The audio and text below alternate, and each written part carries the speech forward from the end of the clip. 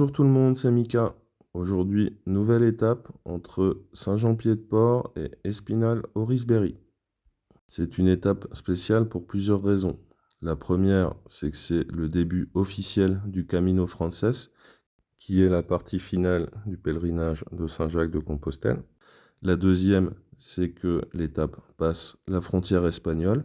Et la troisième, c'est que c'est celle qui a le plus de dénivelé du parcours. Le départ se faisait le long de la piste qu'on voit sur la photo, donc après la porte, à gauche. Voici une photo prise peu après le départ pour vous montrer à nouveau la beauté des paysages pyrénéens, mais aussi pour vous faire part de mon appréhension par rapport à la couverture nuageuse, sachant que j'allais monter dans la montagne. J'ai eu quelques soucis avec le GPS sur cette étape. Déjà, la route qui monte pour aller à Roncevaux est répertoriée comme route nationale, donc il voulait absolument me la faire éviter et me proposait uniquement des chemins alternatifs. Ce qui ne m'intéressait pas puisque je voulais visiter l'abbaye. Ensuite, il a voulu, comme souvent, me faire éviter les routes principales et prendre les chemins de traverse, ce qui m'a conduit à la route qu'on voit à droite sur la photo alors que j'étais censé être sur celle à gauche. D'habitude, j'aime bien, mais ici, la route suit la vallée et prendre les chemins de traverse me conduisait à avoir 600 mètres de dénivelé positif sur 10 km juste pour accéder au début de la montée. C'était bien sûr totalement inacceptable pour moi au vu de la difficulté de cette étape. J'ai donc coupé le GPS et je suis redescendu sur la route. Il suffisait de la suivre pour arriver en haut. Dans l'ensemble, il y avait très peu de trafic routier et ce n'était pas du tout un problème de rouler sur cette route.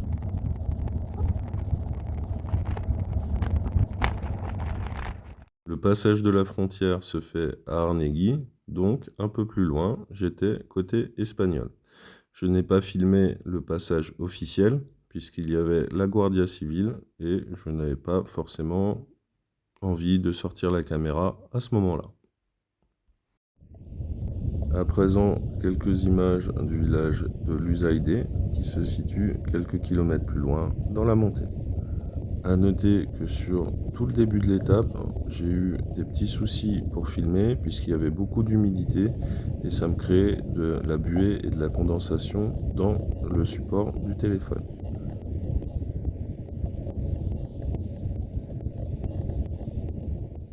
Luzaide, où on trouve une statue en hommage au peuple basque qui a vaincu Charlemagne. J'ai eu des très belles images malgré la météo, notamment celle-ci, un massif avec les genêts en fleurs. La route, bien qu'étant une route nationale, est relativement sûre, puisque les automobilistes sont avertis de la présence régulière des pèlerins dessus. Je vous fais à présent galérer un petit peu avec moi dans la montée, sachant que le bruit un petit peu bizarre qu'on entend, c'est simplement les ressorts de ma selle qui bougent quand j'appuie très très fort sur les pédales.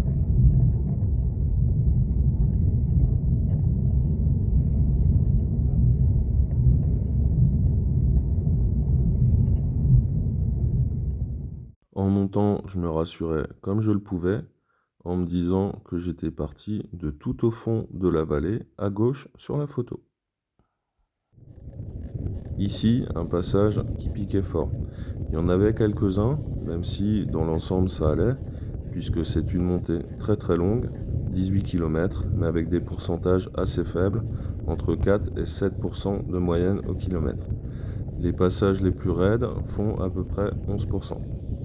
Je ne sais pas dire quelle était la pente au moment où je filmais ça, mais d'après mes sensations, j'étais dans un des moments où c'était le plus dur.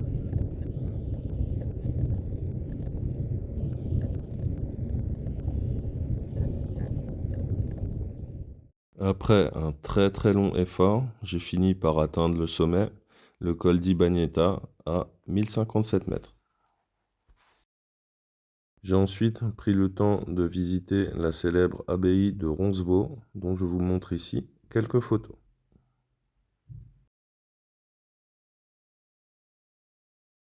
J'ai pris celle-ci au moment de repartir et j'ai été bluffé par le changement de météo qu'il y a eu durant l'heure que j'ai consacrée à la visite. On est passé d'un ciel extrêmement nuageux au ciel bleu, et c'était très impressionnant. D'après le panneau, il ne resterait plus que 780 km jusqu'à Santiago. Ce sera probablement un petit peu plus pour moi, puisque avec mon vélo, je ne pourrai pas toujours suivre les chemins piétons. Pour terminer l'étape, quelques images en vidéo de la descente vers ma destination. C'était agréable de pouvoir rouler à une vitesse assez élevée sans avoir à appuyer comme un malade sur les pédales pour faire quelques mètres.